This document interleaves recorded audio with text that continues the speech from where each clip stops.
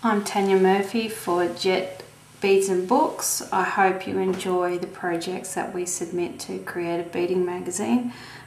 Please visit our website www.jetmusicandbooks.com.au. We've got a large range of craft books. We also keep a good range of artistic wire and bead along products and quality tools. Thank you. This tutorial will be showing you how to do the twisted wire component that I use in the Twisted Lampwork Lariat and earring set that's featured in the Creative Beading Magazine, which is on sale in May 2009. Basically what we'll be using today is 18 gauge silver artistic wire and 24 gauge silver artistic wire. Also be using a jump ring mandrel. This is used to form jump rings, but I'll be using it to wrap the component around to form the shape. Basically I'm using also flush cutters and just the chain nose pliers and round nose pliers. The first step in making the wire component is to cut a piece of 18 gauge artistic wire to the length of 10 centimeters, which is 4 inches. We'll then be making an I loop or a P loop on either end of this wire, which will form the base to attach the other chain rings and links within the design itself. So I'll just get a little bit closer and show you how to do the I loop or a P loop it's called sometimes. I put my round nose pliers right at the end of the wire, so there's actually nothing sticking through it, they're flush with the top of my pliers. I fold the wire around the top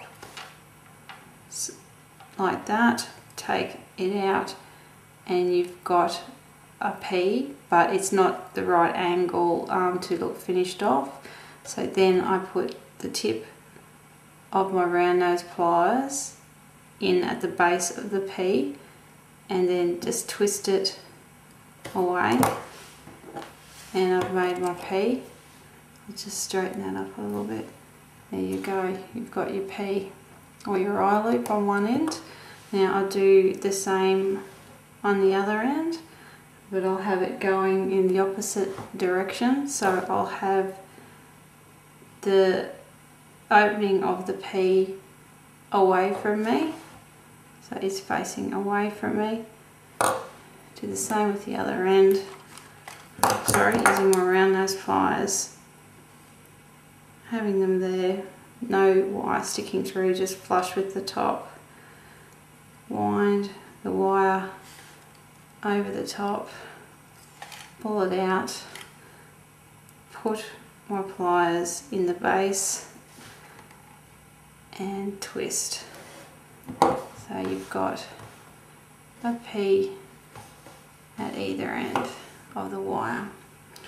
Now what we'll be doing is cutting a length of 24 gauge wire.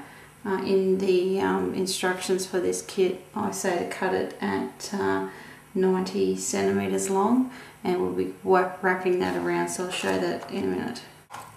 I've just cut myself a length of 24 gauge artistic wire, 90 centimeters long. What we're going to be doing is actually wrapping, I'll just move these tools out of the road. We'll be wrapping the 24 gauge wire around the stem of the 18 gauge. So to do that I usually start, I'm just getting a bit closer for you. I usually start at the end of the wire with a bit of overhang, hanging onto it at 90 degrees with my thumb, and then just slowly wrapping it around, and you'll be a little distance away from the P, but you can move that down with your fingers to get right close, and then you cut the excess off. What I find is a bit hard sitting at a table with this length of wire to coil, so my recommendation, and we do this in the classes at the shop, is I have people stand up.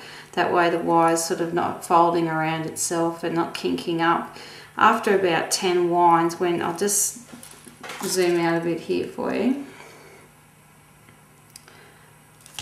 and I'll get a few started. But after about 10 winds, condition the wire, like just pull it through with your hands like you would a thread if you were threading, just so it's not kinking up. Now I'll show you something. I'm not doing, deliberately not doing my winds tight together. You should be trying to get them as close together as you can.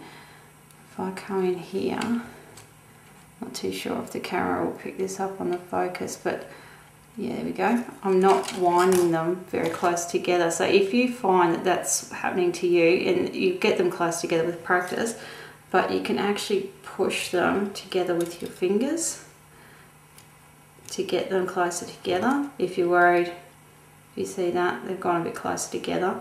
But my tip is to actually stand up while you're doing this, especially with long lengths of wire. It's just easier to work with. So I'll keep wrapping this, and then I'll get to the end and show you how to trim them off. I'm still wrapping it. I'm just showing you the sort of tightness of the wraps that you need to get, and the evenness. As I said, if you feel like you've got little bits of gaps there, you can always push them together with your fingers. The focus has gone out there, but I'll just come back to you now when I'm finished this. Okay, I've wound my 24 gauge over my 18 gauge all the way to the ends, and basically what we're doing next is using your flush cutters to cut off the excess wire as close as possible as you can. These flush cutters are a bead along tool. I find them excellent. They get right in with the angled head. They can get really close to your work. We do sell these on our website. If they're not on the website, just give us a quick email. That just means we might be out of stock, but there'll be some coming in. Excellent professional quality tool. There you go. We've got the wrapped 18 gauge. Basically all we're doing now to form the component that's in the kit is to wrap it around a ring mandrel, just to get the circle shape. So basically I start with one of the eyes, I just press it down and wrap it around as far as it will go. So it's nearly gone, 1.5 wraps. Then what I do, if you look, it's nearly, the eyes are at opposite, like north and south to each other. What I do next is to take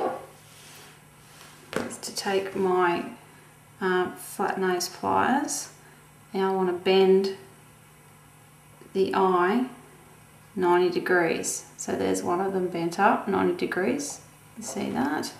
And I'll do the other the same. Bend it up. So you've got your wrap looking like that. So you've got both of the components. Now you can leave your component like that in the circle shape if you wish, or what I've done in the kit, just to give it a bit of difference, is to actually just slightly pull, and I've got an oval shaped component, and I've got the links going different ways within the kit. So I've then attached jump rings on one side and on the other to form like a large chain style thing on the Lariat. This is a picture of the kit that this wire component is featured in. Features belcher chain as the base of the Lariat around the neck, and then the drops are the wire components plus solid 16mm twisted rings with custom made lampwork beads on the end. I hope you enjoyed this tutorial and it helps you make the kit.